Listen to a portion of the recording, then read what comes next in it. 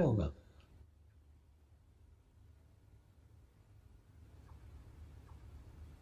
कि साईं बाबा के आशीर्वाद मुझे क्यों प्राप्त हुए, क्यों मिले। मैं साईं भक्तों सरी का कुछ भी तो नहीं करता,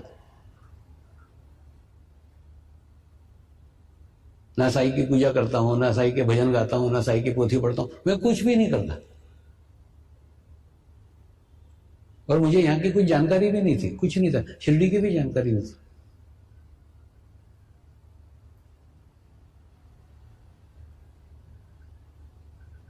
तो मुझसे संबंध कैसे स्थापित हुआ है?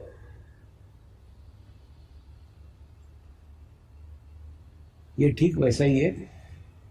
आप कल्पना करो कि आप बाप हो और आपके 2 लड़के हैं। एक लड़का है, वो आपकी खूब चापलूसी करता है, पिताजी आप कितने स्मार्ट दिखते हो ना आजकल, पिताजी आप कितने हैंडसम दिखते हो, पिताजी ये ड्रेस में तो आप बहुत अच्छे दिखते हो, ऐसा करके खूब तारीफ करता है आपकी, लेकिन आपकी एक बात भी सुनता नहीं है। और दूसरा लड़का है जो कोई तारीफ नहीं करता, कोई बातचीत नहीं करता, लेकिन आपकी प्रत्येक बात को सुनता है। आप जो कहते हो प्रत्येक बात करता है। तो आप बताओ ना, आपको कौन सा लड़का पसंद होगा? वो जो आपकी चापलूसी करता है वो, या वो जो आपका कार्य कर रहा है?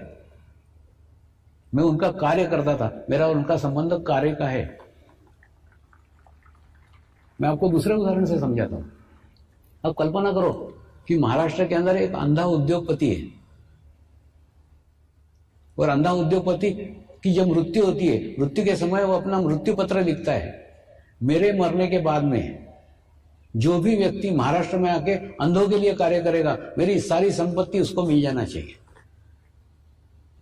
कंडीशन क्या? 2, महाराष्ट्र में आके करना चाहिए क्योंकि उसको महाराष्ट्र से प्रेम है, महाराष्ट्र से प्यार है। दूसरा, उसको अंधों से प्यार है, इसलिए वो बोलता है कि अंधों के लिए आकर के जो महाराष्ट्र में कार्य करेगा उसको मेरी सारी संपत्ति मिल जाना चाहिए। और एक व्यक्ति जो अपने जीवन में अंधों के लिए कार्यरत ही है ही, अंधों के लिए कार्य कर ही रहा है, वो कार्य करते करते करते महाराष्ट्र में आ जाता है। और जैसे ही महाराष्ट्र में आ जाता है, उस अंधे उद्योगपति की दोनों कंडीशन पूर्ण हो जाती है, अंधों के लिए कार्य करना और महाराष्ट्र में कार्य करना। तो वो अंधे उद्योगपति की सारी संपत्ति उसको मिल जाती है, उसका उससे कोई संबंध नहीं है, उसका जीवन काल का कोई संबंध नहीं है। वो 200 साल पहले का है, ये 200 साल बाद का है, लेकिन उसकी दोनों शर्तें वो पूर्ण कर रहा है, इसलिए उसकी ऑटोमेटिकली संपत्ति उसको मिल जाती है। ठीक उसी प्रकार से साईं बाबा का कार्य मैं सालों से कर ही रहा था, करते करते जैसे ही महाराष्ट्र में प्रवेश हुआ, उनके आशीर्वाद मिल गए, उनके ब्लेसिंग मिल गए। और इसी अनुभव के साथ आपको कह रहा हूं, आप उनके कार्य को पकड़ो, वो आपके पीछे पीछे आएंगे। ये मैं मेरा निजी अनुभव बता रहा हूं। उनका कार्य क्या? सर्वधर्म समभाव कार्य, उस कार्य पे कर रहे हैं। मनुष्य के अंदर की मनुष्यता जगाने का कार्य कर रहे हैं, विश्व के लोगों को एकत्र करने का कार्य कर रहे हैं। सच्ची बता रहा हूं, ध्यान ही एक ऐसा संस्कार है जिस संस्कार से मनुष्य मनुष्य के करीब आता है, मनुष्य मनुष्य के पास आता है। जाति, धर्म, भाषा, रंग, देश, सब सीमाएं बाजू छोड़ करके एकत्र आता है। आज लाखों साधक है, उनके बीच में कभी आप पूछो ना, कोई नहीं पूछेगा आपकी जात कौन सी है, आपका धर्म कौन सा है, आपका देश कौन सा है। आप साधक को, इसमें खत्म हो गया सब, बाकी कुछ नहीं है।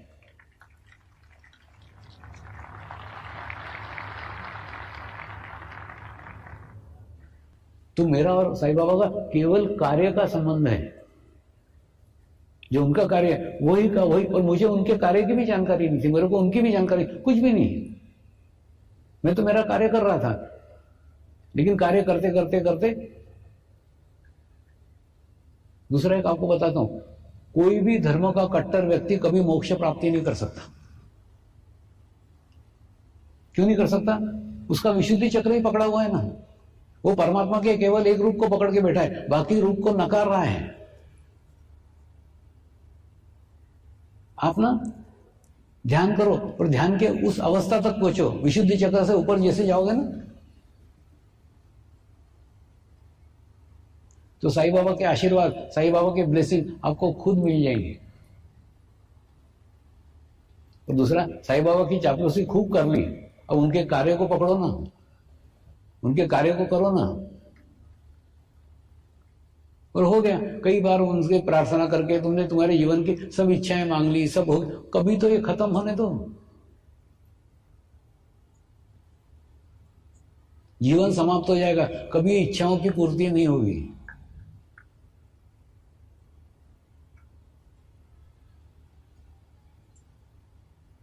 इसलिए कार्य को पकड़ो। मैं कई बार उदाहरण लेता हूं कि जैसे एक गाय को गोला खींच करके ले जाना चाहता है, लेकिन वो नहीं जाती, फिर ग्वाला क्या करता है, उसकी रस्सी फेंक देता है, वो ग्वाले के बच्चे को उठाता है गाय के, और वो आगे आगे चलने लग जाता है, गाय उसके पीछे पीछे आ जाती है। आप साईं बाबा के कार्य को पकड़ो, साईं बाबा आपके पीछे। आप साईं बाबा के पीछे मत जाओ, आप उनके कार्य को पकड़ो, आपके पीछे वो रहेंगे।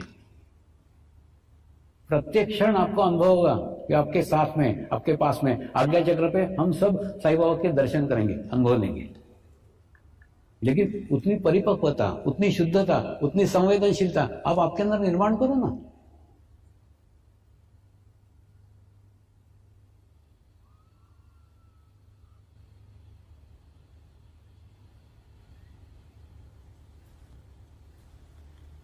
आज का चक्र नाभि चक्र में भूल ही गए।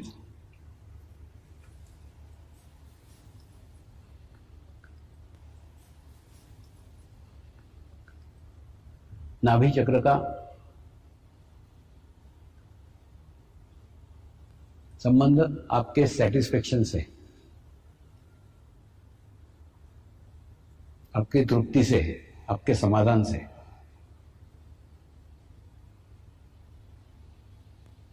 मैं उपभोग का विरोधी नहीं हूं, लेकिन उसी में चित्त डाल के अपने नाभि चक्र को खराब करने के विरोध में हूं। कैसे आपको बताता हूं। जैसे मेरे को कार खरीदना है, मेरे को कार खरीदना है, ऐसे 2 साल तक तुम सोच रहे हो, लेकिन कार नहीं ले पा रहे हो, तो उससे क्या होगा, तुम्हारे अंदर एक अतृप्ति निर्माण हो जाएगी। और 2 साल में अतृप्ति निर्माण होने के बाद में अतृप्ति का स्वभाव बन जाएगा। 2 साल बाद तुम मारुति कार खरीद भी लोगे तो भी तुमको लगेगा नहीं ये तो छोटी है, फिर और बड़ी होना चाहिए। बड़ी भी लोगे, और बड़ी होना चाहिए, और बड़ी, और बड़ी होना चाहिए।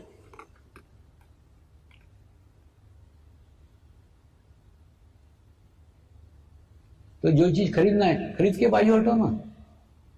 उसके बारे में खूब सोचो मत, विचार मत करो, मेरे को मिलना चाहिए, मिलना चाहिए, मिलना चाहिए। ऐसा जितना सोचोगे तुम्हारा नाभि चक्र उतना पकड़ेगा। नाभि चक्र जितना पकड़ेगा उसके दुष्परिणाम तुम्हारे नाभि चक्र पे आएंगे।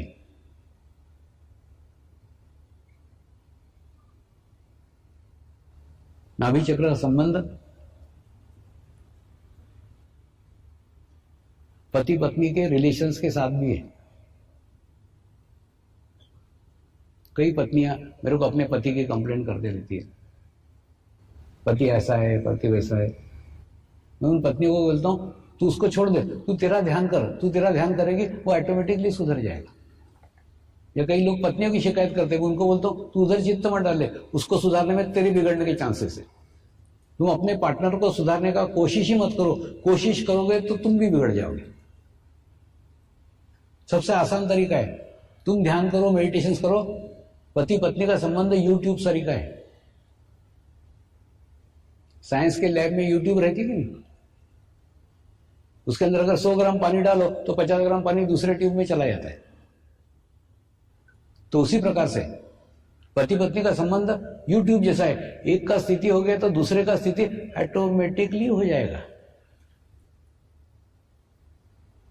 तुम उसको सुधारने की कोशिश मत करो, अपने को सुधार लो, दूसरा सुधर जाएगा। कैसे, मैं आपको 2 उदाहरणों से समझाता हूं।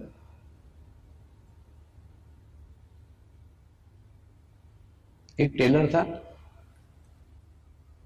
उस टेलर की दुकान पे मैं कपड़े सिलवाने के लिए जाता था। ये पहले की बात है ना, अभी तो लोग लाके देते, जो कपड़े देते वो पहन लेता हूं, अभी नहीं, पहले की बात। अभी तो सब कुछ भी नहीं है मेरा, लोग जो ला के देते वो पहन लेते। तो वो दुकान पे जाता था तो वहां पे उसकी स्त्री भी खड़ी रहती थी, उससे भी नमस्कार चमत्कार होता था। और उसके बाद में एक दिन वो सेंटर पे आई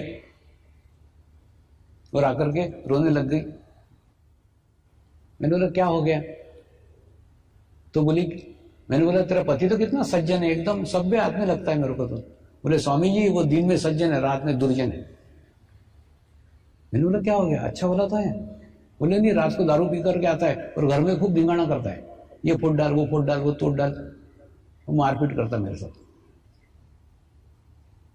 तो क्या करूं, ये मेरी समस्या है। मैंने उसको कर, एक काम कर, तू नियमित ध्यान करना चालू कर दे, नियमित मेडिटेशन करना चालू कर दे, तेरी प्रॉब्लम दूर हो जाएगी। तो बोले मैं ध्यान करूंगी पति की शराब छूट जाएगी। मैंने क्या, बिल्कुल स्टैम्प पेपर पे लिख के देता हूँ, मेरे को छूट जाएगी।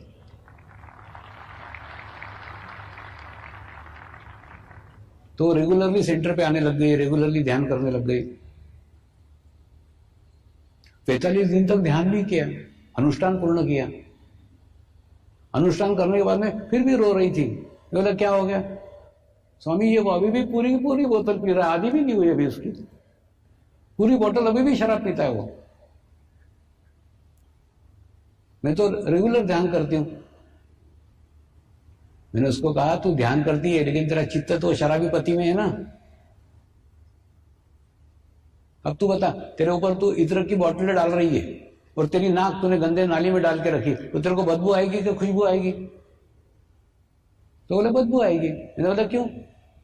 क्योंकि मैंने नाक जहां से खुशबू या बदबू आती है वो नाली में डाली इसलिए।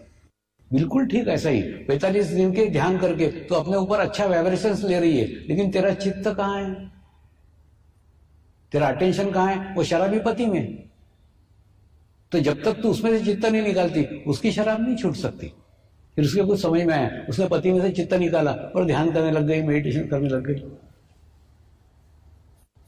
तो एक दिन क्या हुआ, स्कूटर से उसका पति छोड़ने को आया था और वो आता था, कई बार आता था, स्कूटर में बाहर सिगरेट फूकते हुए बैठता था। एक दिन क्या हुआ, जोर से पानी आ गया। पानी आ गया तो कहां जाए, वो भी घुस गया सेंटर के अंदर। सब लोग ध्यान कर रहे थे, वो भी पीछे बैठ गया, वो भी ध्यान करने लग गया। ध्यान करने के बाद में जब ध्यान समाप्त हो गया तो मेरे पास आया, स्वामी जी आज मैंने भी ध्यान किया। इनकी अच्छी बात है। स्वामी जी मुझे बहुत अच्छा लगा। इनकी अच्छी बात है। स्वामी जी मैं भी ध्यान करना चाहता हूं। इनके करना, किसने रोका है? स्वामी जी मैं रात को दारू पीता हूं। इनके रात को दारू पिया कर, सवेरे ध्यान किया कर। तो बोले चलेगा? इनके दौड़ेगा। इनके आगे आए मेरे चक्कर में। तो उसके बाद में दूसरे दिन से वो सुबह ध्यान करने आने लग गया, ध्यान करने आने लग गया। और बाद में धीरे धीरे वो शराब पीता था ना तो उल्टी हो जाती थी। एक बार हो गई, 2 बार हो गई, 3 बार हो गई। और कभी शराब पीने बैठता था तो ग्लास के अंदर स्वामी जी नजर आते थे। दुकान देखता, दुकान बंद मिलती थी। ऐसे उसके अलग अलग कारण से उसकी शराब छूट गई। वो बोला शायद मेरे को आजकल हजम नहीं होती, पीता हूं तो उल्टी हो जाती है। क्या होता है मालूम है? जब आपका नाभि चक्र विकसित हो जाता है ना, कोई भी विजातीय तत्व जो शरीर के लिए उचित नहीं है तुम लोगे तो वो बाहर फेंक देगा, आपको उल्टी करा देगा। तो उसका नाभि चक्र जैसे विकसित हो गया, उसने वो ये कर दिया, उसकी शराब पूर्णतः छूट गई। माने पत्नी ने ध्यान किया तो पति की शराब छूट गई। पत्नी ने पति को सुधारने का कोशिश नहीं किया, खुद अपनी स्थिति अच्छी की तो उसकी स्थिति ऑटोमेटिकली बदल गई। उसको बदलने की आवश्यकता ही नहीं है। बदमाश पति होते ऐसे नहीं, बदमाश पत्नियां भी होती हैं।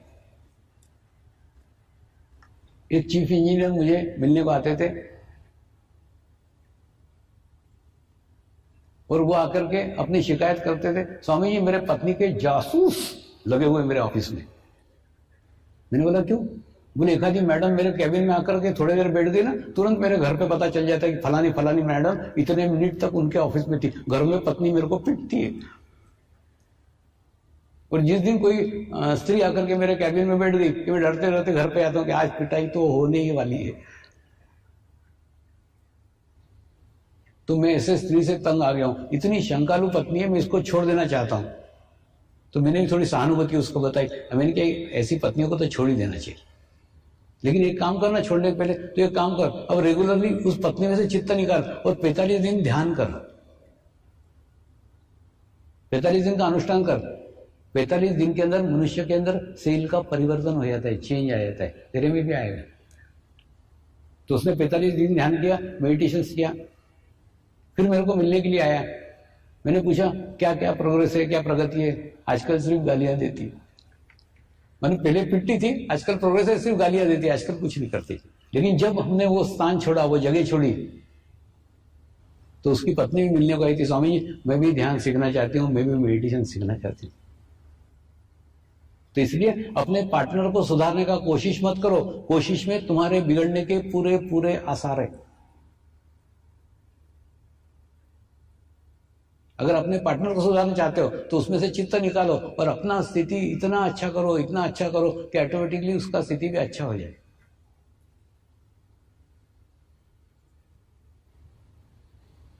इन नाभि चक्र पे से याद आया, कई बार ना मैं मेरे गुरुओं से झगड़े करता हूं, खूब लड़ता हूं। एक दिन ऐसे ही खूब झगड़ा किया मैंने मेरे गुरुदेव को बोला, तुमने जो ज्ञान, तुमने जो नॉलेज मुझे दिया है, उसमें एक शब्द का हेर फेर न करते हुए वैसा का वैसा मैं समाज को दे रहा हूं। दे रहा हूं कि नहीं दे रहा हूं? बोले हाँ दे रहे। फिर जो प्रगति मेरी हो रही है वो मेरे साधकों की क्यों नहीं होती? या तो मैं बराबर नहीं दे रहा हूं तो वो मुझे बताओ कि मेरी गलती हो रही है, और अगर मैं बराबर दे रहा हूं, मेरी गलती नहीं है, तो फिर वो बताओ कि मेरे साधकों की प्रगति क्यों नहीं हो रही है? मेरे साधकों की वैसी प्रगति चाहिए जैसी मेरी हुई है।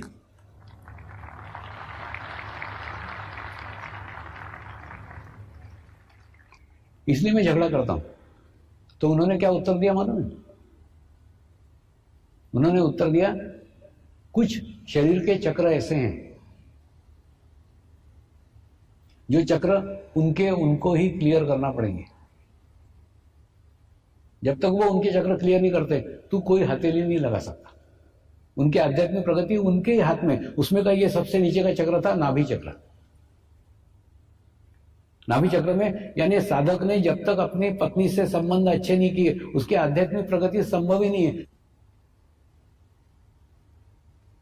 पत्नी ने भी जब तक अपने पति के साथ रिलेशन अच्छे नहीं किए उसकी आध्यात्मिक प्रगति संभव ही नहीं है। नाभि चक्र एकदम स्ट्रांग है, तुम्हारे आंतरिक संबंध आपस में है।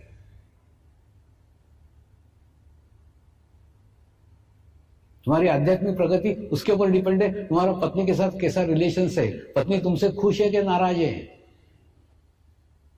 तुम्हारे पति के साथ कैसा संबंध है, पति तुमसे खुश है कि नाराज है, इसके ऊपर तुम्हारी आध्यात्मिक प्रगति निर्भर है। ये सीक्रेट,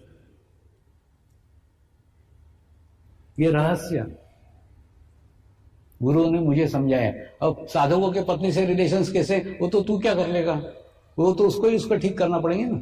साधिका के अपने पति से कैसे रिलेशन है वो तो उसको ही ठीक करना पड़ेगा ना, तू क्या कर लेगा? वो तेरा क्षेत्र ही नहीं है, तू उसमें दुखी मत हो, तू कुछ नहीं कर सकता उसमें।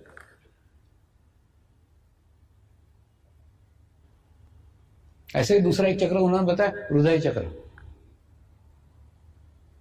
हृदय चक्र संबंध तुम्हारे मां और तुम्हारे बाप से। तुम्हारे माँ बाप तुमसे कितना खुश है, तुमसे कितना प्रसन्न है, उसके ऊपर तुम्हारी आध्यात्मिक प्रगति निर्भर करती है। आध्यात्मिक प्रोग्रेस निर्भर करती है। तुम्हारे माँ बाप तुमसे खुश है या नहीं है? अगर जीवित है तो उनको खुश करने का प्रयत्न करो, प्रसन्न करने का प्रयत्न करो, और नहीं है तो उनके लिए प्रार्थना करो, उनके लिए प्रेयर करो। जो कुछ तुमसे गलतियां हुई तुम्हारे जीवन काल में उसके लिए क्षमा मांगो, माफी मांगो। माँ बाप परमात्मा का रूप होते हैं, वो आपके सभी गलतियों को क्षमा करने में सक्षम है। माँ बाप से तुम्हारे कैसे रिलेशन से उसके ऊपर तुम्हारा हृदय चक्र निर्भर करता है। हृदय चक्र पकड़ेगा। और दूसरा, ये कहानी किससे नहीं है, ये मेरे जीवन के जीवंत अनुभव है। जब मैं इस मार्ग में आया ना, तो वो हादसे को समझ करके मेरी माँ चल बसी, लेकिन मेरे पिताजी से मेरे रिलेशंस अच्छे नहीं थे। अच्छे नहीं थे मतलब ये मार्ग में आया वो उनको पसंद नहीं था। पहले उन्होंने समझाया, बाद में गालियां दी। तो उसके बाद में जब मैं कोई जंगली लोगों को सिखाता था तो बोलते थे अंधों में काना राजा, वो जंगली लोगों को कुछ आता जाता नहीं है, तो कुछ तो भी बड़बड़ करता है, वो तेरी सुनते बैठते। उसके बाद में फिर मैं लंदन जाने लग गया, फ्रांस जाने लग गया, जर्मनी जाने लग गया। फिर धीरे धीरे ये सब देख करके उनके अंदर बदलाव आया, उनके अंदर चेंज आया। वो बोले तेरे ही अंदर कुछ तो भी है, जितने सारे देश तेरे को बुलाते हैं, लेकिन मेरे समझ में वो नहीं आ रहा है तेरे अंदर क्या है।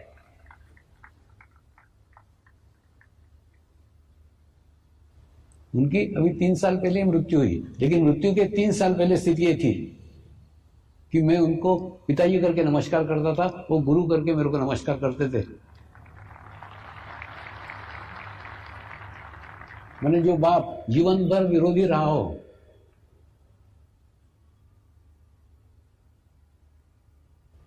उन्होंने अंत समय में वो स्थिति प्राप्त कर ली थी, वो अवस्था प्राप्त कर ली थी। वो बोले तूने बाप के रूप में मुझे नमस्कार किया, अब मैं गुरु के रूप में तुझे नमस्कार कर रहा हूं। मेरे को नहीं समझ में आ रहा है तू क्या है क्या नहीं, मालूम नहीं, लेकिन कुछ तो भी है जो मेरे समझ से परे है।